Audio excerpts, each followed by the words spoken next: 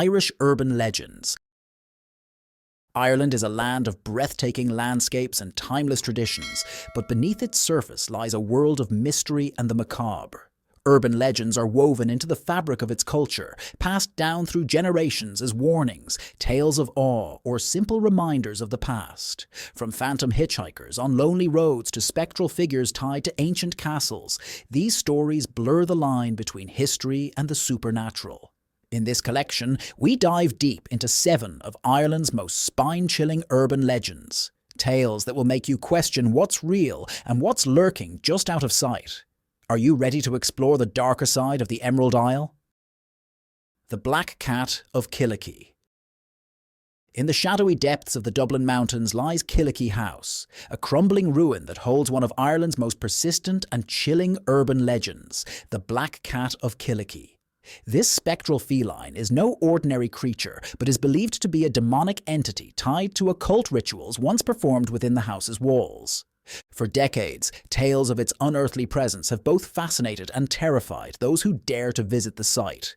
Killakee House was originally built in the 18th century as a hunting lodge for the Massey family, who were among Ireland's wealthiest landowners. By the mid-20th century, however, the family's fortune had dwindled and the house was abandoned, left to decay on the hillside. Its isolation made it an ideal setting for whispers of strange happenings and shadowy figures. The legend truly took root in the 1960s when the house was purchased by Margaret and Nicholas O'Brien, who intended to renovate the derelict building and transform it into an art gallery. It wasn't long before the workmen began experiencing strange phenomena. Tools would disappear, only to reappear in odd places. Unexplained cold spots would chill entire rooms, and eerie noises echoed through the empty halls.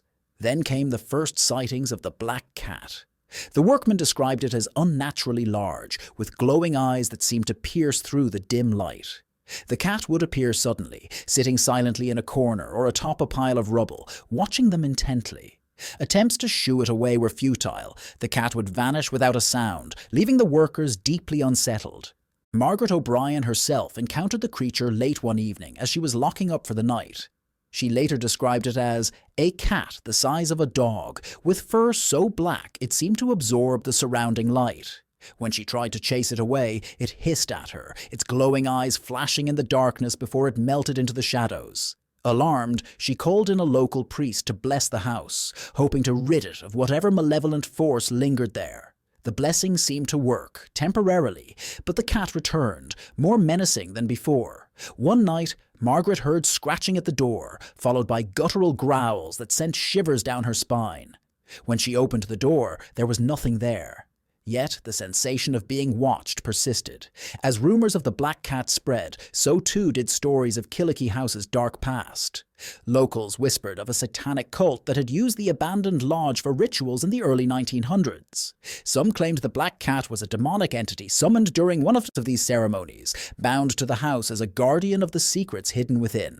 Others believed it to be the spirit of an animal sacrificed in one of the rituals, cursed to roam the property for eternity. Paranormal investigators flocked to Killakee House, eager to document the strange occurrences. One investigator claimed to have captured audio recordings of low growls emanating from an empty room, while another reported seeing the outline of a large feline figure on a thermal camera. Photographs taken inside the house often showed glowing orbs and shadowy shapes that defied explanation. Perhaps the most terrifying encounter happened in the 1970s when a group of university students decided to camp near the house, drawn by the legend of the Black Cat. Late into the night, they were startled awake by the sound of scratching against their tent. One of the students unzipped the flap and shone a flashlight into the darkness, only to find themselves face to face with the glowing eyes of the Black Cat. It let out a low, guttural growl before vanishing into thin air. The group fled, leaving their belongings behind. Today, Killakee House stands as a ruin, its once grand facade overtaken by ivy and time. Yet, the legend of the Black Cat endures. Hikers passing through the area report glimpses of a dark shape darting through the trees, or glowing eyes watching from the shadows. Some claim that the cat's presence brings misfortune, marking those who see it with a curse that lingers long after they leave the property. For locals, the Black Cat of Killakee is more than just a ghost story. It's a warning. They say that to venture near the house after dark is to invite the cat's gaze, a gaze that sees beyond the physical and into your very soul. Whether the Black Cat is a demon, a restless spirit, or a manifestation of Ireland's dark folklore, one thing is certain. It leaves an impression that is impossible to forget. The Vanishing Hitchhiker of the N11. The N11, a major road stretching from Dublin to Wexford, is one of Ireland's busiest routes, winding through scenic countryside and small villages. Yet, for decades, it has also been the site of one of Ireland's most unsettling urban legends, the Vanishing Hitchhiker. Drivers travelling late at night have reported picking up a mysterious woman on the roadside, only for her to disappear without a trace before reaching her destination. The legend dates back to the 1950s when the road was first modernised and motorists began using it more frequently. The first account came from a truck driver named Tom Byrne, who was returning to Wexford after a late delivery. On a foggy night near the village of Arklow, Tom spotted a young woman standing on the roadside, dressed in a pale dress that seemed to shimmer in the moonlight. Thinking she might be stranded, he pulled over to order her a lift. The woman climbed into the passenger seat without a word, her face pale and her eyes downcast. Tom tried to make conversation, asking where she was headed, but she only murmured a single word: "Home." Her voice was soft, almost inaudible over the hum of the engine. Tom assumed she was in shock or distressed, so he let her sit in silence as he continued driving. As they approached the turnout for Wexford, Tom glanced to his right to ask if this was her stop. But the seat was empty. Startled, he pulled over, convinced she had somehow fallen out of the truck. But there was no sign of her. The door hadn't opened, and the roadside was deserted. Shaken, Tom continued on his way, but the memory of that night haunted him for years. Over time, similar stories began to surface. Each account followed a familiar pattern. A lone driver travelling the N11 at night would see a young woman by the roadside, always in a pale dress. She would accept a ride, sit silently in the passenger seat, and vanish without explanation before reaching her destination. The location of her disappearance varied, but it was always near Arklow or the surrounding countryside. One of the most chilling encounters happened in the 1970s when a young couple was driving home after a late-night wedding. They spotted the woman standing on the verge, her dress billowing in the wind. Concerned for her safety, they stopped and ordered her a ride. She climbed into the back seat, her head bowed and her hands clasped tightly in her lap. The couple asked where she was going, but she didn't respond. As they neared a bridge just outside Arklow, the car hit a bump, and the woman let out a soft gasp. The driver glanced in the rearview mirror to check on her, but the seat was empty. The couple pulled over, searching the road and the surrounding area, but there was no sign of her. When they recounted the story to locals, they were met with knowing nods and a chilling explanation. They had met the Vanishing Hitchhiker. Folklorists have linked the story to a tragic accident that occurred in the 1930s, when a young woman named Eileen Moore was killed in a collision near the same stretch of road. According to legend, Eileen had been on her way to a dance in Arklow when the car she was travelling in skidded over the road, killing her instantly. Some believe her restless spirit now wanders the N11, searching for a way to complete her journey. Skeptics dismiss the Vanishing Hitchhiker as a classic ghost story, a tale designed to keep people alert while driving at night. But for those who have encountered her, the experience feels all too real. Drivers often describe the same details: the pale dress, the downcast eyes, the oppressive silence in the car. Some even report feeling an inexplicable chill in the air as she enters the vehicle, as though the temperature drops in her presence. Paranormal investigators have attempted to capture evidence of the hitchhiker, but their findings are inconclusive. One team reported strange EMF readings near the bridge outside Arklow, while another claimed to have recorded a faint, disembodied voice saying, "Home." Others have dismissed the legend as a case of overactive imaginations and the power of suggestion. Despite the skepticism, the Vanishing Hitchhiker continues to haunt the N11. Locals warn against picking up strangers on the road at night, no matter how desperate they appear. For believers, the hitchhiker is a tragic figure, forever searching for a way to return home. For skeptics, she is a story that refuses to fade, a reminder that the line between reality and folklore is often blurred. To this day, drivers travelling the N11 after dark often glance nervously at the roadside, wondering if they'll see the pale figure waiting for her next ride. Whether a restless spirit or a cautionary tale, the Vanishing Hitchhiker remains one of Ireland's most enduring urban legends. The Cursed Chair of Loftus Hall. Loftus Hall, perched on the rugged Hook Peninsula in County Wexford, is often called the most haunted house in Ireland. Its dark history is filled with tales of demonic encounters and restless spirits. While the house itself is infamous, one lesser-known but equally chilling aspect of its lore is the Cursed Chair, an antique piece of furniture said to bring misfortune or death to anyone who dares to sit in it. The legend of the Cursed Chair dates back to the mid-18th century, when Loftus Hall was owned by Charles Tottenham and his family. One stormy evening, a stranger arrived at the hall seeking shelter. He was welcomed in and invited to join the family in a game of cards. The night seemed ordinary, until Lady Anne Tottenham dropped one of her cards and bent to pick it up. As she looked beneath the table, she reportedly saw that the stranger's feet were cloven hooves. Terrified, she screamed, and the man revealed his true form, a demon, before vanishing in a flash of fire. After that fateful night, Anne became withdrawn and fell into a deep despair. She spent the rest of her days confined to a single room in the house, sitting in a high-backed chair that soon became known as Anne's chair. Following her death, Stat reported that anyone who sat in the chair would experience a series of misfortunes. Some said they felt a heavy, oppressive presence pressing down on them, while others claimed to hear faint whispers or see shadowy figures in the corners of the room. One of the most infamous accounts came in the early 20th century, when a servant cleaning the room decided to rest in the chair. According to witnesses, she immediately turned pale and began muttering incoherently about burning eyes. She fled the room in tears and later fell gravely ill, passing away within the week. The chair was subsequently moved to an attic storage area, but reports of strange occurrences continued. During the 1970s, Loftus Hall was briefly opened to the public as a tourist attraction. Visitors drawn to its haunted reputation often asked to see the cursed chair. One man, skeptical of the legend, insisted on sitting in it despite warnings from the stad. As he settled into the chair, he joked about summoning the devil. Moments later, he jumped up, clutching his chest, and collapsed to the floor. He survived, but claimed afterward that he had felt an icy hand grip his heart. He refused to discuss the incident further, visibly shaken whenever the subject came up. Paranormal investigators who visited Loftus Hall during its public tours attempted to test the legend of Anne's chair. One team brought specialized equipment to measure electromagnetic activity in the room.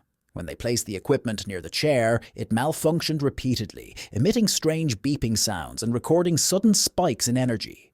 One investigator, who briefly sat in the chair, described feeling an overwhelming sense of dread and pressure on her chest, as if an unseen force were trying to crush her. To this day, the chair remains an object of fascination and fear. Visitors who pass through Loftus Hall are warned not to touch it, let alone sit in it. Those who ignore the warnings often regret their decision. One recent visitor claimed to have experienced a string of bad luck after sitting in the chair, including a sudden car breakdown, a lost job, and recurring nightmares of a shadowy figure watching her from the corner of a room. Folklorists believe that the curse of Anne's chair may be rooted in the collective guilt and superstition surrounding Loftus Hall's dark past. They argue that the legend serves as a metaphor for the family's failure to protect Lady Anne from her tragic fate. Others insist that the chair is truly cursed, imbued with the residual energy of the demon who visited Loftus Hall that stormy night. Despite its terrifying reputation, Anne's chair remains in the house, untouched but ever present, a silent reminder of Loftus Hall's haunted legacy. For those who dare to visit, the chair is both a curiosity and a warning. Some stories are best left untold, and some seats are best left unoccupied. The Bleeding Stones of Clonmacnoise. Clonmacnoise, nestled on the banks of the River Shannon in County Odeley, is one of Ireland's most significant early Christian sites. Established in the 6th century by St. Kieran, it was once a thriving monastic settlement, home to scholars, monks and pilgrims. Today, its crumbling ruins, ancient churches, towering round towers and intricate Celtic crosses stand as a haunting reminder of its storied past. But Clonmacnoise is also the setting of one of Ireland's most peculiar and chilling urban legends, the tale of the Bleeding Stones. The legend begins in the 12th century, during a period of great turmoil. According to local lore, a group of raiders descended upon the monastery, intent on plundering its treasures. The monks, desperate to protect their sacred relics, hid them within the walls of the cathedral. When the raiders arrived, they demanded to know the location of the treasure, threatening the monks with violence. The monks refused to speak, holding firm to their vows. Enraged, the raiders slaughtered them one by one, staining the stone floors with their blood. In the aftermath of the massacre, strange phenomena began to occur. Visitors to the cathedral reported seeing dark stains appearing on the stones, as if fresh blood had seeped through the cracks. Some claimed the stains pulsed like a beating heart, growing darker and wetter during times of prayer or mourning. Over the centuries, these bleeding stones became the subject of whispered tales and superstitions. It was said that the stones wept in memory of the fallen monks, mourning their sacrifice and the desecration of the holy site. In the 19th century, Clonmacnoise became a popular destination for antiquarians and early archaeologists. One such visitor, Sir Edmund Talbot, documented his experience in a now famous journal entry. He described stepping into the cathedral and immediately feeling an oppressive weight, as if the air itself bore witness to centuries of sorrow. As he examined the stone floor, he noticed a series of dark, irregular stains. Intrigued, he attempted to clean one of the stones, but no matter how hard he scrubbed, the stain would not fade. That night, Sir Edmund claimed to have dreamed of monks in white robes, standing silently in the cathedral, their faces solemn and accusing. More recently, paranormal investigators have visited Clonmacnoise in an attempt to explain the phenomenon. In the 1980s, a team conducted experiments on the stained stones, using ultraviolet light and chemical tests to determine if the marks were caused by natural mineral deposits or environmental factors. Their findings were inconclusive. One investigator reported seeing a faint red glow emanating from the stones during a midnight vigil, a phenomenon that could not be replicated under controlled conditions. Locals remain divided on the true nature of the bleeding stones. Some believe they are a divine sign, a physical manifestation of the monks' martyrdom, and a warning against desecrating sacred ground. Others dismiss the legend as a myth, a tale exaggerated over centuries to draw pilgrims and curious visitors. Yet even skeptics admit to feeling uneasy when standing in the cathedral, particularly near the darker stains. Many describe a sensation of being watched, or a sudden chill that cuts through even the warmest summer day. One of the most chilling stories associated with the bleeding stones comes from a tourist who visited Clonmacnoise in the 1990s. As she wandered through the cathedral, she noticed one of the stones appeared wet, as though freshly stained. She reached out to touch it, and immediately felt a sharp, burning pain in her hand. When she pulled away, her palm was marked with a bright red streak that faded only after several hours. That night, she dreamed of a monk kneeling in prayer, his face streaked with tears of blood. She left Clonmacnoise the next day, vowing never to return. Folklorists argue that the bleeding stones are a powerful example of Ireland's rich tradition of blending history and mythology. The legend serves as a reminder of the violence that once threatened the sanctity of Clonmacnoise, elevating the site from a historical landmark to a place of reverence and awe. Others, however, insist that the stones hold a deeper mystery, one that cannot be easily explained or dismissed. Today, Clonmacnoise remains a popular tourist destination, drawing visitors from around the world. Many come for its historical significance, marveling at the intricate stone crosses and the serene beauty of the surrounding landscape. But for those who know the legend, the bleeding stones add an unsettling layer to the experience. To stand in the cathedral is to stand in a place where history and the supernatural converge, where the past bleeds through to the present in more ways than one. The Lady in White of Kinnitty Castle. Nestled at the foot of the Slive Mountains in County Odely, Kinnitty Castle is a striking Gothic revival manor steeped in history. Its imposing facade and lush grounds have long attracted visitors seeking luxury and romance. However, beneath its grandeur lies a chilling legend that has cemented its place as one of Ireland's most haunted locations. The Lady in White, as she is known, is a spectral figure said to wander the castle's halls, her presence both eerie and sorrowful. The origins of the Lady in White date back to the early 1800s, when Kinnitty Castle served as a private residence for the wealthy Bernard family. According to legend, a young woman named Ailish worked as a maid in the castle. She was known for her beauty and her quiet, kind demeanour, often spending her free time tending to the gardens. Ailish fell in love with a stable hand named Connor, and their romance blossomed in secret, hidden from the prying eyes of the family. One fateful night, Lord Bernard discovered the couple in a stolen moment near the stables. Enraged by what he saw as a disgrace to his household, he ordered Connor to leave the estate immediately. Despite Ailish's tearful pleas, Connor was banished, and she was forbidden from leaving the castle grounds. Heartbroken and consumed by despair, Ailish disappeared a few nights later. Her body was found days afterward in the nearby woods, her white dress stained with blood and her wrists bound by a silk ribbon. After her death, rumours of strange occurrences began to spread. Soft sobbing was heard late at night, echoing through the empty hallways. Some claimed to see a figure in a white dress gliding silently across the grounds, her face obscured by a veil of the shadows. Over time, the Lady in White became a fixture of Kinnitty Castle's haunted history. The castle transitioned into a hotel in the 20th century, and guests began reporting their own encounters with the ghostly figure. One honeymooning couple claimed to have seen a woman in white standing at the foot of their bed. The husband, thinking she was a member of Stad, called out to her, but she disappeared into thin air. They later learned that their room was said to be a favourite haunt of the Lady in White. Another chilling account came from a guest who was exploring the castle's library late at night. As she browsed the shelves, she felt an icy breeze pass by, though all the windows were closed. Turning, she saw a pale figure in white standing by the fireplace, her gaze fixed on something unseen. The guest froze, unable to speak, as the figure slowly turned and walked through the wall.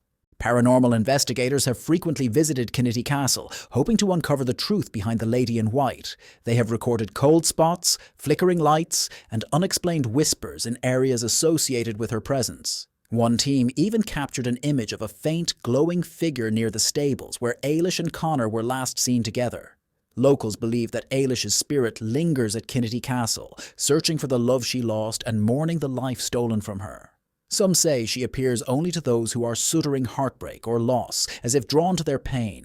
Others believe she is a guardian of the castle, her presence a reminder of its darker past. Skeptics dismiss the sightings as tricks of the mind or coincidences, pointing to the castle's Gothic architecture and atmospheric setting as likely culprits for its haunted reputation.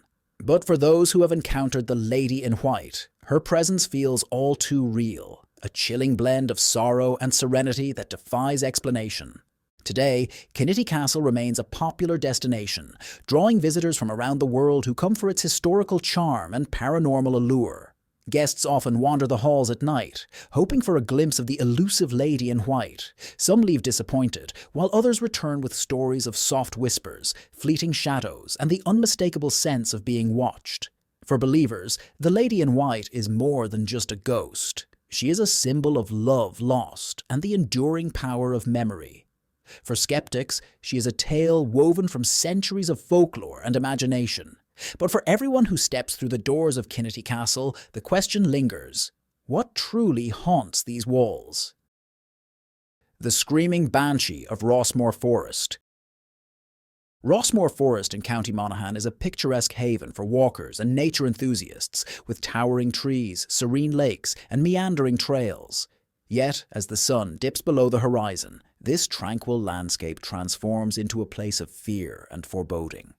For centuries, locals have whispered about the Screaming Banshee of Rossmore, a spectral figure whose piercing cries are said to foretell death. The legend of the Banshee is deeply rooted in Irish folklore. Known as Bean Saida in Irish, she is believed to be a messenger from the other world, her wailing a harbinger of doom for those who hear it.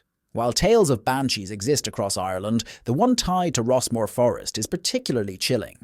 The origins of the Screaming Banshee are linked to the Rossmore family, who once lived in the Grand Rossmore Castle that now lies in ruins within the forest. The castle, built in the early 19th century, was home to the family for generations. According to legend, the Banshee became tied to the family after a tragic betrayal. The story goes that a servant girl named Moira fell in love with one of the Rossmore sons, a romance forbidden by their stark social divide. Despite their secret meetings, the Adair was discovered, and the young man abandoned Moira to avoid scandal. Heartbroken, she wandered into the forest and drowned herself in one of its dark, still lakes. Her anguished spirit is said to have transformed into the screaming Banshee, cursed to wail for the Rossmore family whenever death approaches. The first recorded sighting of the Banshee occurred in the mid-1800s, when Lord Rossmore himself reported hearing an unearthly scream echoing through the forest one stormy night. The following morning, news arrived that his eldest son had died suddenly in Dublin. Since then, the Banshee's scream has been heard on numerous occasions, each time followed by the death of a family member or someone closely connected to the estate. One of the most chilling accounts comes from a park ranger who patrolled Rossmore Forest in the 1980s. Late one evening, as he made his rounds, he heard what he described as a woman's scream, but not quite human, sharper, longer, and filled with despair.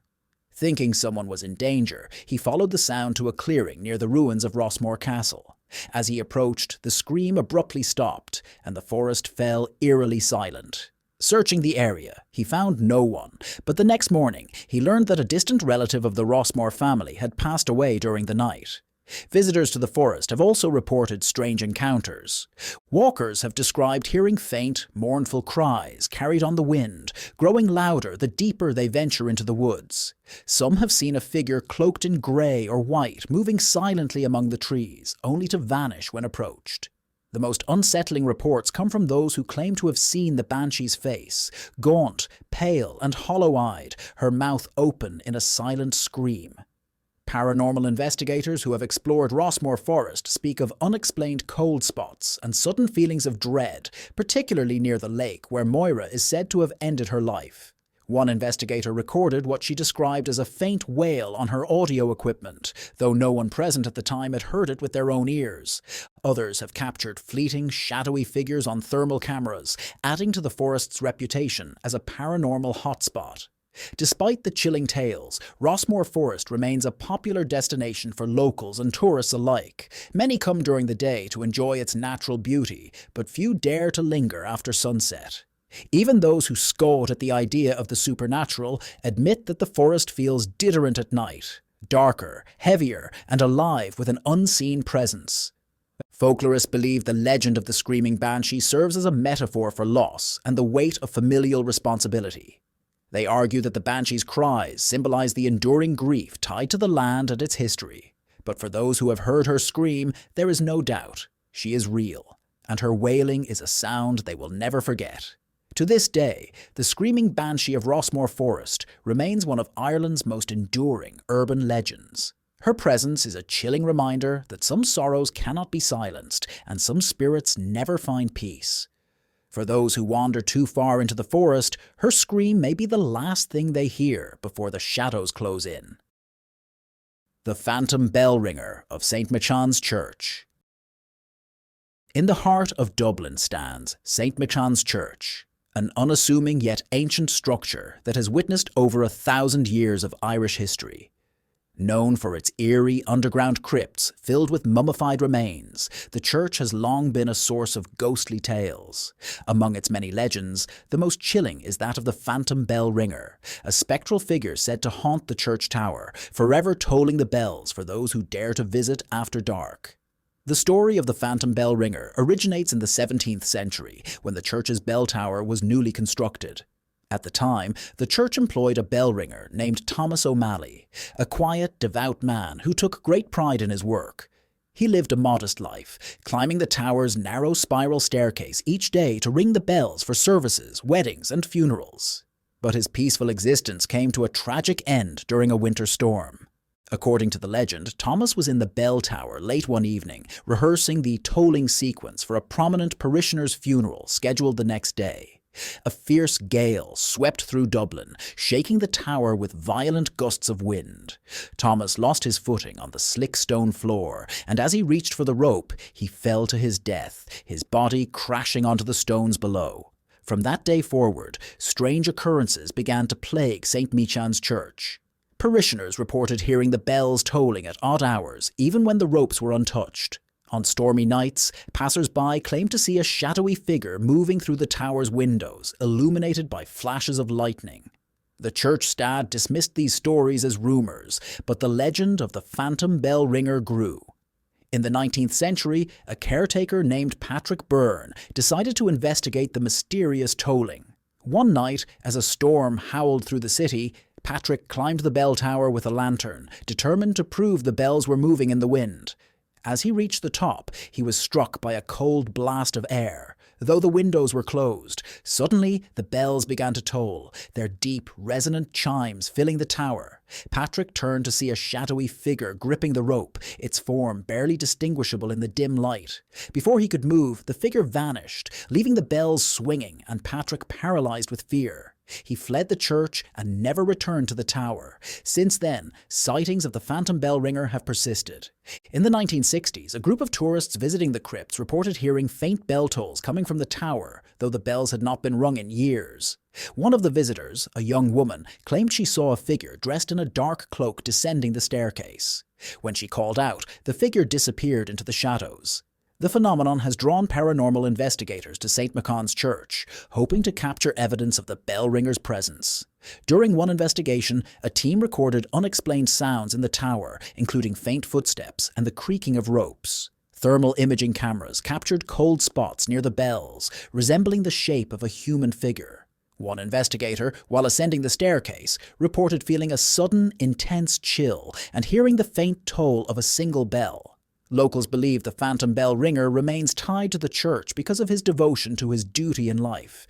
They say he continues to toll the bells as a guardian of the church, his restless spirit unable to leave the place he served so faithfully. Others claim his presence is a warning, urging visitors to respect the sanctity of the church and its crypts. For skeptics, the tolling bells are nothing more than the result of old mechanisms creaking in the wind. But for those who have heard the sound or glimpsed the shadowy figure, the experience is deeply unsettling. Even in the daylight, the bell tower has an oppressive atmosphere, its spiral staircase steeped in shadows and silence. Today, St. Michan's Church remains a popular attraction for tourists and history enthusiasts who come to explore its crypts and marvel at its ancient architecture. But for those who visit the bell tower, the legend of the phantom bell ringer lingers. Whether a devoted servant or a restless ghost, Thomas O'Malley's story is a chilling reminder of the thin line between life and death and the echoes that remain in the places we leave behind. Urban legends aren't just stories. They're reflections of our deepest fears, our history, and our need to explain the unexplainable. Ireland's rich tapestry of ghostly tales and chilling myths continues to capture the imagination, keeping the spirit of these legends alive. Whether you're a believer or a skeptic, one thing is certain. These stories leave an impression long after the lights go out. Thank you for joining us on this journey into Ireland's haunted heart. Until next time, keep your eyes open. You never know what might be waiting in the shadows.